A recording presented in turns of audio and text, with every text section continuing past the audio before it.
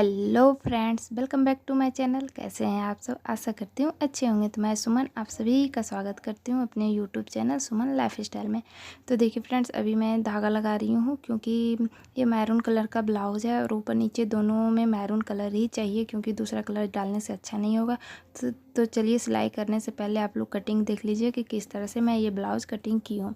तो सबसे पहले देखिए, हम ब्लाउज़ का जो भी लाइनिंग का कपड़ा है उसे डबल फोल्ड करके अच्छे से बिछा लेना है इस तरह से देखिए, और इसे अच्छे से आयरन कर देना है।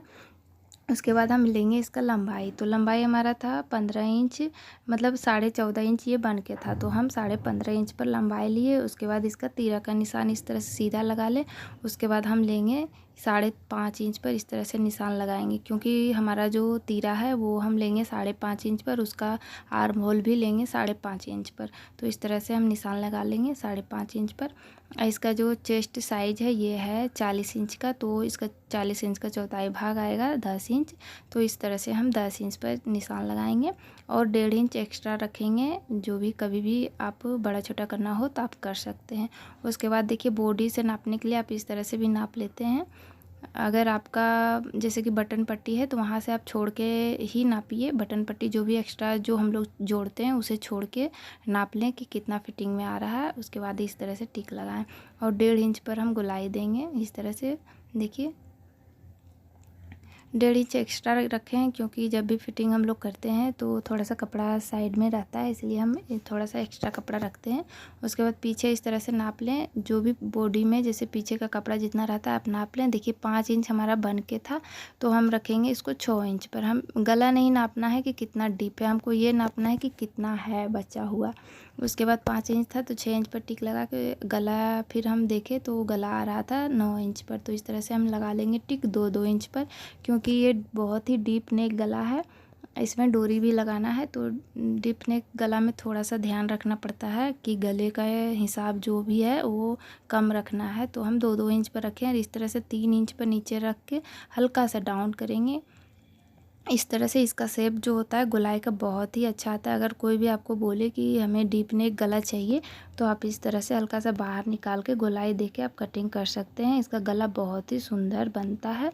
और अगर मटका गला बनाना है तो आप 2 पे लें और इस तरह से डीप करके आप बनाएं, देखिए बहुत ही अच्छा लगता है। और इसमें डोरी भी डालना है मुझे, क्योंकि बहुत ही डीप नेक गला है और उनको डोरी भी चाहिए, तो हम इसमें डोरी भी लगाएंगे। तो सबसे पहले इसे कटिंग कर लेते हैं। उसके बाद इसमें जो भी फैब्रिक बचेगा पीछे का बॉडी कटिंग करने के बाद उसके बाद हम आगे का कटिंग करेंगे, क्योंकि ये चोली वाला ब्लाउज है। तो चोली तो आप लोग को पता ही है, मैं कटलॉग से कटिंग करती हूँ, तो बॉडी का जो भी नाप है मैं नाप लेती हूँ। उसके बाद हम आगे का कटिंग कर लेते हैं। तो अब जो भी फैब्रिक बचा है इस पर हम क्या करेंगे, आगे का चोली कटिंग करेंगे। तो देखिए, ये डोरी के लिए जो कपड़ा मैं निकाली हूँ देखिए एक्स्ट्रा पहले ही निकाल ली हूँ। उसके बाद मैं फैब्रिक बिछा के और जो भी मैं कटिंग की हूँ अस्तर इस पर डाल दी हूँ इस तरह से देखिए, पीछे और आगे दोनों डाल दी हूँ। बाकी इधर जो बचा है ये हम इसका बाजू बनाएंगे, क्योंकि वर्क है थोड़ा सा तो वो बाजू में जाएगा वर्क। उसके बाद हम उसे अच्छे से कटिंग कर लेंगे। उसके बाद देखिए फिर से मैं बैठ गई अपना मशीन पर और धागा लगा रही हूँ। और ब्लाउज़ में अगर सेम धागा हम नहीं लगाएंगे तो वो अच्छा नहीं लगेगा। और ये मैरून है तो मैं सोची चलो इसके भी भर लेते हैं बोबिन में, क्योंकि सारे जो धागे थे वो अलग अलग कलर के लगे हुए थे, तो फिर मैं इसे भर रही हूँ। तो फ्रेंड्स, आप सभी को पता होगा कि अभी शादी का सीज़न चल रहा है, क्योंकि कुछ दिन मतलब ठंडा में ही भी एक महीना तो ज़रूर ही रहता है शादी का सीज़न। तो इस समय कपड़े बहुत ही ज़्यादा आ रहे हैं, एक दे रहे हैं तो उधर से 2 आ जा रहे हैं, तो बहुत ही दिक्कत हो रहा है काम करने में। मतलब दिक्कत नहीं हो रहा है, जब आपके पास कपड़े आ रहे हैं तो आप मतलब आप भी परेशान हो जाएंगे और जब नहीं आएंगे तो भी परेशान हो जाएंगे, क्योंकि जब आते हैं कपड़े तो हम लोग सिल के परेशान हो जाते हैं। तब लगता है कि कब ख़त्म होगा कब ख़त्म होगा। जब एक दिन कपड़े नहीं आते हैं तो उसके लिए भी परेशान हो जाते हैं कि कपड़े नहीं आ रहे हैं, ख़त्म हो गए। तो बस जब आप सिलाई करने लगेंगे आप 10 दिन कर लेंगे और फिर जब आपके पास कपड़े आ जाएंगे तो आप सिल के परेशान हो जाएंगे। इसलिए मैं बोल रही हूँ कि अभी से स्टार्ट करें। अगर आप एक बार स्टार्ट कर लिए तो फिर आपका काम रुकने वाला नहीं है। ये ऐसा काम है कि हर समय इसका सीज़न रहता है। ऐसा नहीं है कि सीज़न नहीं रहेगा। जैसे कि गन्ने का जूस का दुकान कोई खोलता है तो गर्मियों में तो वो बहुत चलता है, खूब चलता है, लेकिन ठंड में होता है कि वो बंद पड़ जाता है। लेकिन सिलाई का ऐसा काम है कि ये सालों भर चलते रहते हैं। अभी जैसे शादी का सीज़न है, फिर ये ख़त्म होगा तो फिर आ जाएगा ये जनवरी में, फिर फरवरी में आ जाएगा सरस्वती पूजा, होली, फिर शादी का सीज़न आ जाएगा, फिर तीज त्यौहार, दीपावली, ये सब आ जाएंगे। तो ऐसा होता है कि हर समय इसका सीज़न रहता है और सिलाई का काम ऐसे ही चलते रहता है। तो आप भी घर बैठे ये बेस्ट ऑप्शन है कि आप काम कर सकते हैं। और महिलाएं हैं कि सोचते रह जाते हैं, घर में इतना काम देख के सब परेशान हो जाते हैं कि हम कैसे करेंगे। मैं भी पहले परेशान हो जाती थी, इतना सारा काम रहता था, अभी भी रहता है। तो अभी क्या होता है कि कपड़े रहते हैं तो थोड़ा सा काम स्किप कर देती हूँ, थोड़ा सा काम, घर का काम थोड़ा सा छोड़ देती हूँ, जो छोड़ने लायक है, जो आपको करने के लायक है। जैसे कपड़ा धोना है, खाना बनाना है, ये सब तो आपको डेली ही करना पड़ेगा। तो ऐसा होता है कि एक साथ एडजस्ट हो जाते हैं। अगर आप करने लगेंगे कुछ भी तो आप कर लेंगे।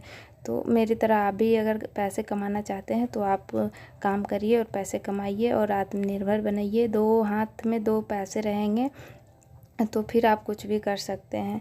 और एक बार आप पैसे कमा लिए तो फिर आप मतलब आपका मन लग जाएगा काम करने में।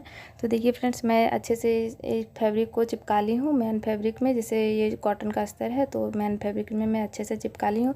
और उसके बाद ये जो कपड़ा है ये बहुत ही पतला था, जो कि बहुत इधर उधर भाग रहा था। देखिए आपको सिलाई में भी दिख रहे होंगे कि थोड़ा सा भी सिलाई इधर उधर होने से क्या हो रहा था, लग रहा था कितना सारा कपड़ा जमा हो गया है।